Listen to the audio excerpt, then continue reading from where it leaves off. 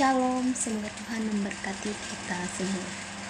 Perkenalkan, nama saya Kristiana Ani, nomor NIM 2310112. Baiklah, saya akan membaca resumen bab 6 yang berjudul Manusia, Nilai Moral dan Hukum. A. Hakikat nilai moral dalam kehidupan. 1. Nilai. Pengertian nilai adalah kemampuan yang dipercayai yang ada pada suatu benda untuk memuaskan manusia. Jadi nilai itu pada hakikatnya adalah sifat dan kualitas yang melekat pada suatu objeknya. Dengan demikian, maka nilai itu adalah suatu kenyataan yang tersembunyi di balik kenyataan lainnya. Menilai berarti menimbang suatu kegiatan manusia untuk menghubungkan sesuatu dengan sesuatu yang lain, kemudian untuk menghubungkan sesuatu dengan sesuatu yang lain,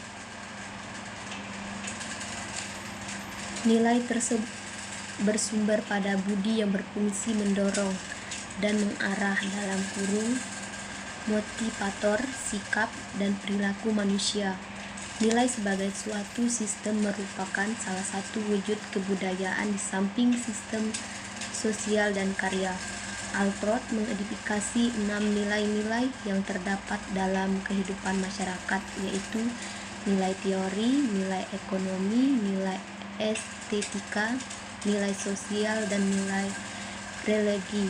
Hierarki nilai sangat tergantung pada titik tolak dan sudut pandang individu masyarakat terhadap sesuatu objek. Misalnya, kalangan materialis memandang bahwa nilai tertinggi adalah nilai material manusia yang dibedakan dalam 4 tingkatan sebagai berikut.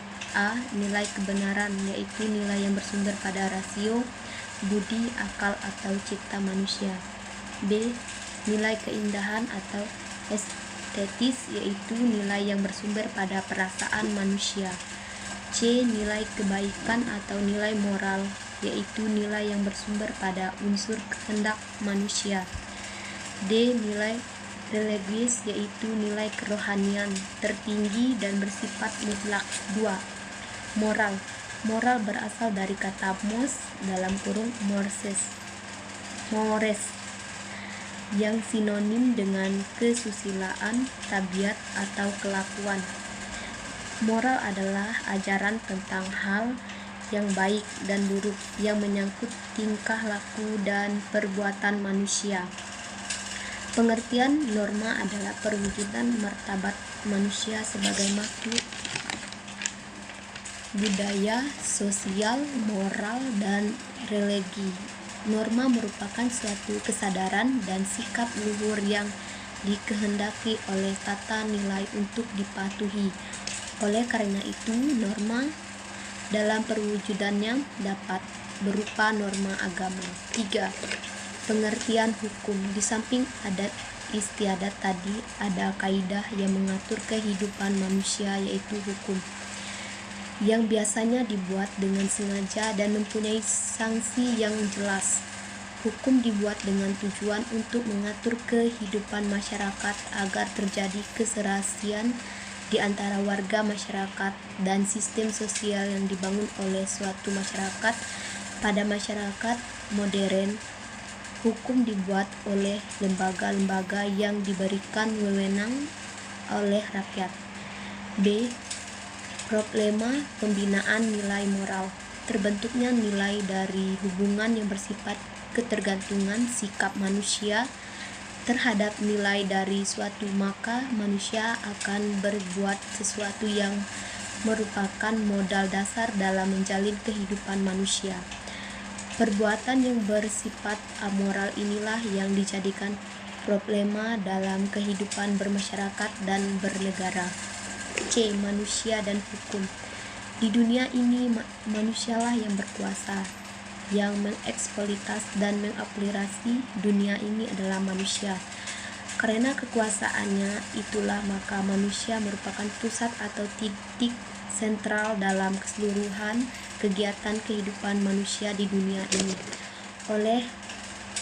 Karena kepentingan manusia selalu diganggu oleh bahaya di sekelilingnya, maka manusia menginginkan adanya pelindung terhadap kepentingan-kepentingannya. Jangan sampai selalu diganggu oleh berbagai bahaya tersebut, maka kemudian terciptalah pelindungan berbentuk kaidah sosial, termasuk di dalamnya kaidah hukum. Tatanan kaidah sosial dapat dibagi dua, yaitu kaidah sosial dengan aspek kehidupan pribadi dan kaidah sosial dengan aspek kehidupan antar pribadi. Dalam kurung Purnadi Purbacaraka dan Suerjono Suekanto SH MA perihal kaidah hukum, penerbit Aluni Bandung 1978. Kaidah sosial dengan aspek kehidupan pribadi yaitu kaidah agama dan kaidah kesusilaan. Sedangkan kaidah sosial dengan aspek kehidupan antar pribadi adalah kaidah sopan santun dan kaidah hukum. Tujuan kaidah agama dan kaidah kesusilaan adalah agar manusia menjadi sempurna, agar supaya tidak ada manusia menjadi jahat. Kedua kaidah tersebut ditujukan kepada sikap batin manusia sebagai individu. Kalau kaidah sama ditujukan kepada iman, maka kaidah kesusilaan ditujukan kepada akhlak. D. Hubungan manusia dan hukum. Manusia dan hukum adalah dua entitas yang tidak bisa dipisahkan. Untuk mewujudkan keteraturan, maka mula-mula manusia membentuk suatu struktur tatanan dalam kurung organisasi di antara dirinya yang dikenal dengan istilah tatanan sosial dalam kurung social order yang bernama masyarakat, guna membangun dan mempertahankan tatanan sosial masyarakat yang teratur ini. Maka manusia membutuhkan pranata pengaturan yang terdiri dari dua hal, aturan dalam kurung hukum dan si pengatur dalam kurung kekuasaan. Dari sinilah hukum tercipta. Komponen hukum yang pertama adalah substansi atau isi hukum yang bersangkutan.